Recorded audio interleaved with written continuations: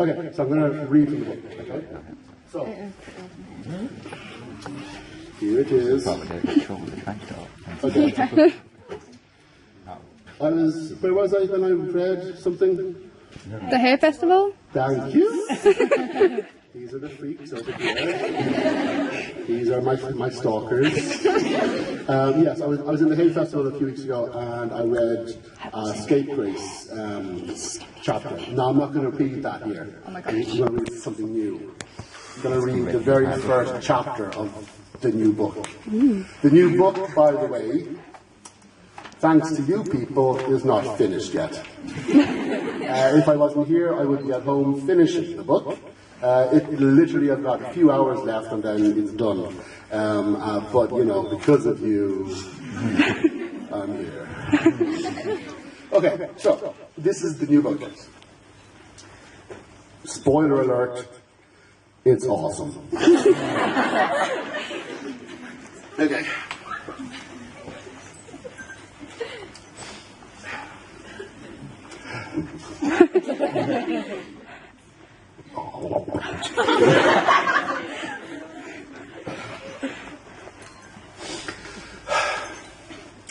The sky was clear and the stars were bright, and Gracious had fallen asleep on the grass.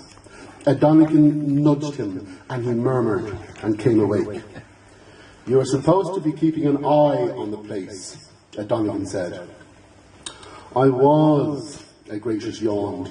"You were asleep. I was resting my eyes. You were snoring. I was exercising my lungs. Get up."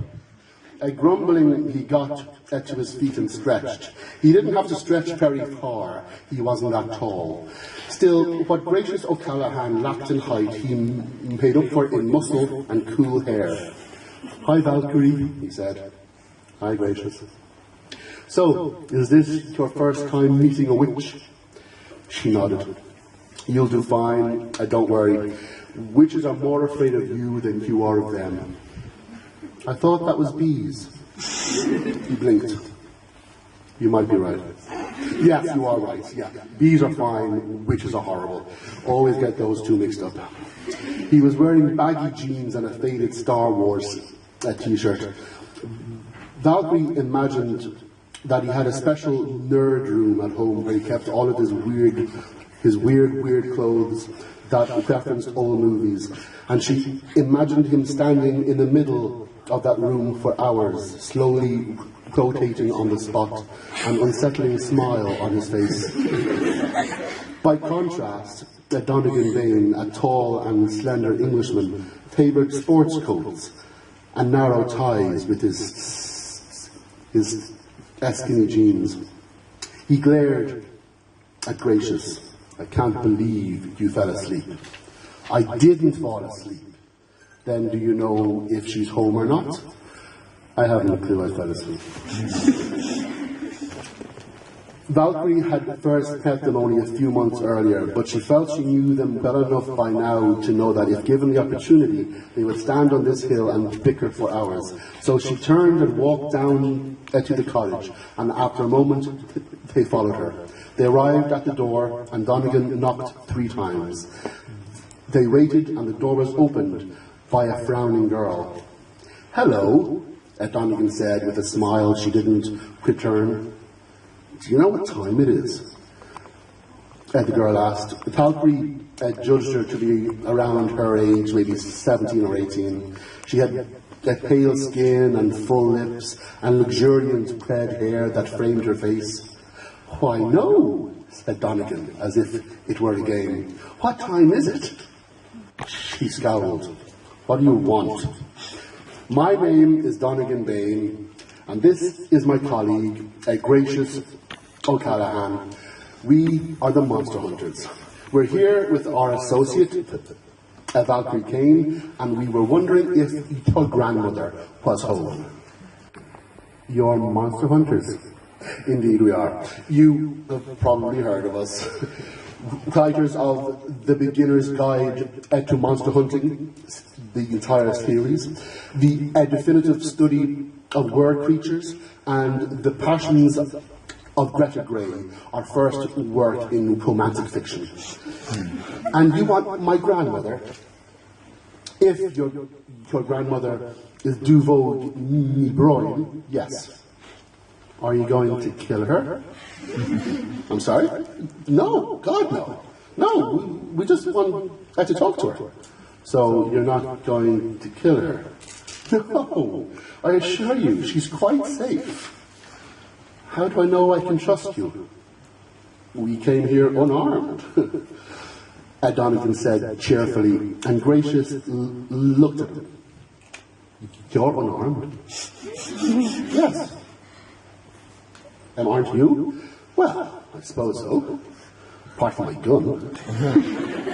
Why did you bring a gun? I told you to come unarmed. I thought you were joking. Why would I be joking? I don't know. I thought that's what made it funny. Donegan looked like he might strangle his partner, but then forced a smile back on his face and turned once again to the girl. I'm sorry, miss. I didn't catch your name. Misery. Misery. It's a pleasure to meet you. My friend here has many problems.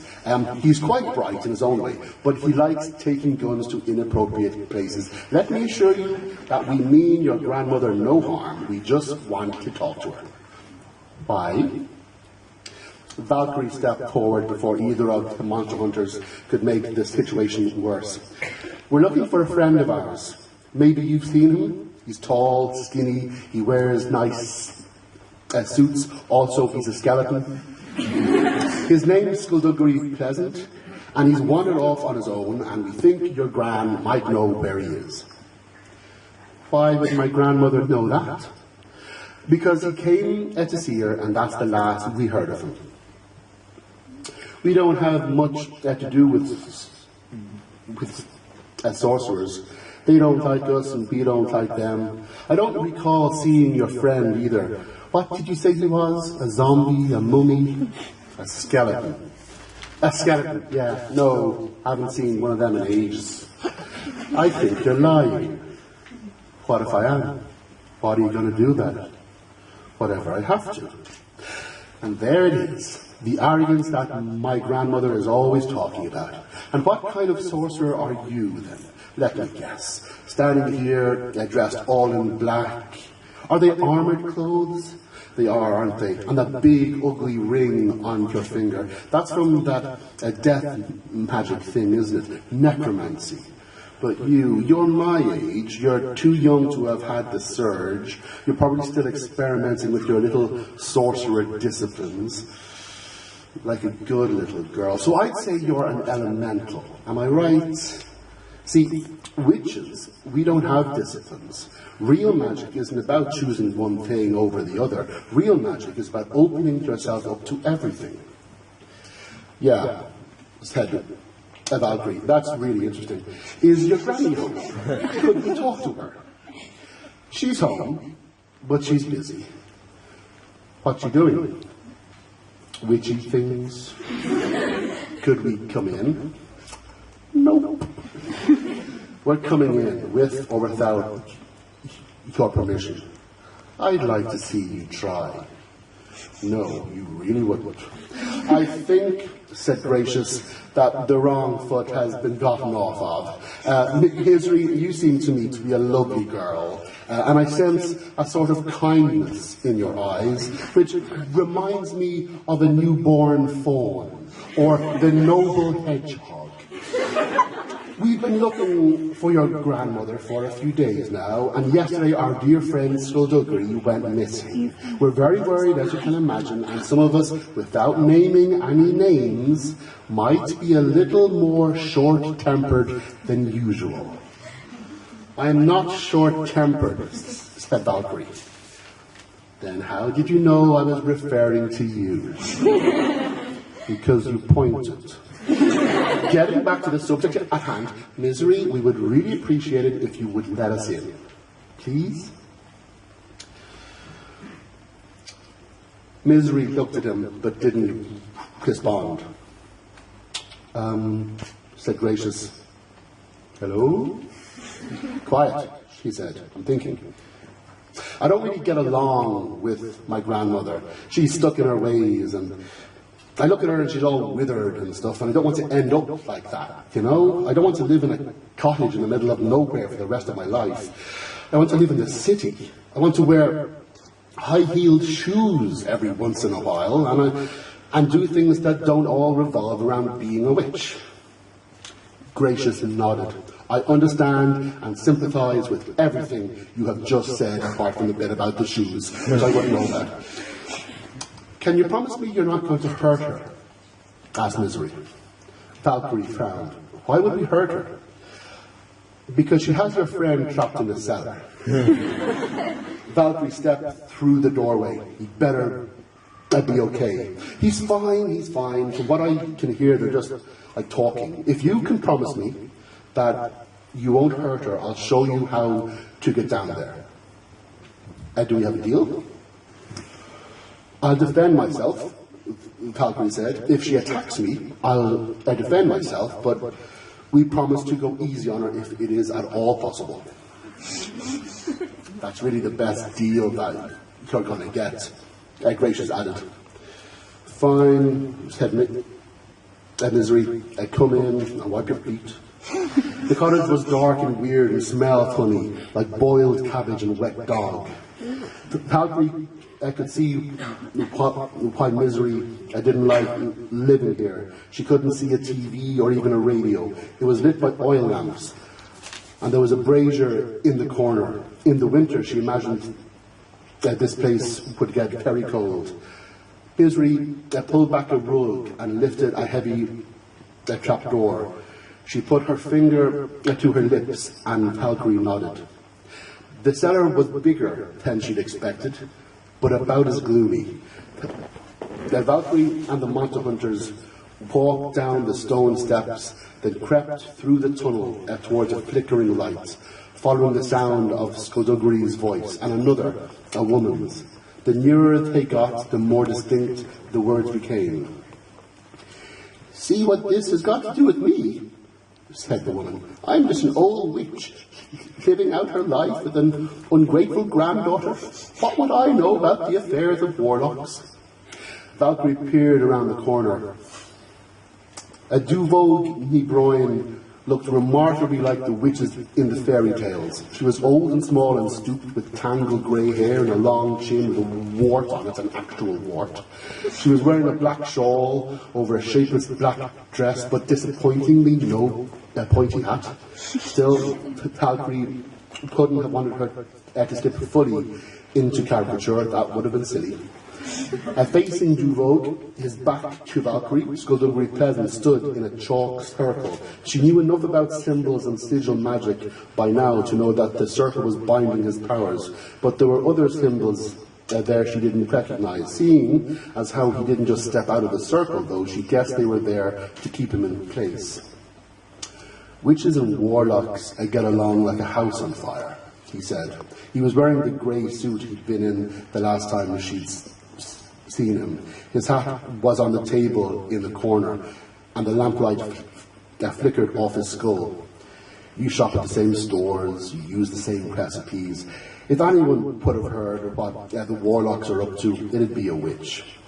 Maybe those other witches, Duvog said. Maybe the crone, maybe the maidens, or those brides of blood tears with their exposed bellies and their veils and their long legs. Is my belly exposed, Mr. Skeleton? Am I wearing a veil? Are my legs long and shapely? Said Skulduggery. There are different sorts of witches and warlocks, just like there are different sorts of sorcerers. There are male witches and female witches, just as there are male warlocks and female warlocks. There are all kinds, but we keep to ourselves. The business of others do not concern us. But the business of others does concern me, Skulduggery said. I've been hearing rumours, disquieting rumours. I just thought you might be able to allay my fears. And that is why you attacked me? I merely knocked on your door. Then you attacked my door. You think you're so clever with your sanctuaries and your rules. You think everyone should be like you. Well, I'm not like you. Witches aren't like you. Warlocks aren't like you. Why would we want to be? You live your life restricted by rules. Even your magic is restricted. Sorcerers treat magic like science. It's disgusting and unnatural. It twists what true magic is all about. Control is important. Why? Why is it important? Magic should be allowed to flourish in whatever form it takes. That way, madness lies. For the weak-minded, perhaps. Tell me what Caravari is up to. I wouldn't know. I've never met the man. Why would you think I know anything about this? A year ago, you were seen talking to a warlock who went on to try to kill myself and my associate. A year? How can I be expected to remember back that far? I'm 800 years old. I get confused about the little things. Who said what? Who did what? They did? What was it? An item? An object? A person? Was it a thing? Was it information? It was information? Okay. What are you doing? Are you reading my mind? No one can read my mind. Witches' minds cannot be read. I'm not reading your mind. I'm reading your face. What information did the necromancers give them? A strategy? A place? A name? A Duvod screamed and covered her face with her hands. And named them. You don't know that! I have my face covered! So that's what the warlock wanted from the necromancers, but what did he want from you? This will go easier for you if you just tell me what I want to know. Never! While Duvod reeled dramatically with her face covered, Valkyrie stepped out from hiding and approached the circle. Skulduggery gave her a little wave. She could have wet her finger and smudged the chalk, but instead she decided to put all of those hours of practice to good use.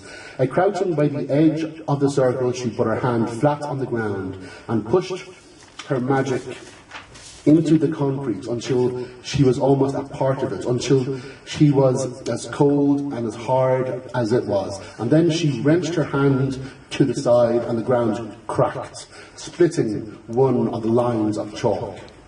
A Duvok whirled at the noise and stared at Valkyrie as Skulduggery stepped out of the circle. How did you get in? Did you harm my granddaughter? She's fine, said Valkyrie. If you hurt her, we didn't. You will pay! I told you, we didn't hurt, but it was too late. A Duvok flew into the air, the space around her crackling with an energy that made her long hair stand on end. She hovered there, looking like a cartoon that someone had electrocuted. Her face twisted in anger. A gracious leaped at her, and a stream of sizzling light caught him in the chest and sent him hurtling backwards. Donegan rushed in, his hands lighting up. But Duvog caught the energy stream he sent her way and responded with another one of her own. The air pushed in around Valkyrie, and she shot towards the witch, the shadows bunching around her fist. Duvog grabbed her by the throat, her grip strong, and Valkyrie clicked her fingers, summoning a ball of flame into her hand and prepared to ram it into the witch's face. Granny! Mercy called. Granny, stop that! Gran! Nana! The battle froze, and Duvog looked around. Mercy? You're okay? You didn't hurt me, Nana. Now put her down before you embarrass me even further. Duvog drifted to the ground and let go of Valkyrie, who stepped back, rubbing her throat. Terribly sorry, said Duvog. That's quite all right, said Skulduggery. We all make mistakes, isn't that right? No harm done. In the corner, a gracious moan. Tell them what they want to know, said Mercy. Then come upstairs, I'll put the kettle on. Mercy turned and walked away, and Duvog cleared her throat and smiled at Skulduggery. I'm a constant source of embarrassment. I can't do anything right, really. All I want to do is protect her from the everyday cruelties of life. But I always do something wrong. I say the wrong thing, or I attack the wrong people. Kids, said Skulduggery. She'll miss me when I'm gone. So, the Warlock. Oh, yes, him. I don't know what information the necromancers gave him. He mentioned he'd been talking to one of them, a man with a ridiculous name. A bison dragonclaw? He said Valkyrie dragonclaw. Yes, that was it. And why did he come to see you in the first place? Skulduggery asked. He thought I'd be able to convince my sisters to join with Caravari, but we crones use magic differently from even other witches. It doesn't keep us so young. We are old women, and war is no place for us. Caravari is planning a war. That's what it sounded like, said Duvok. It sounded like he had revenge on his mind. And that's it.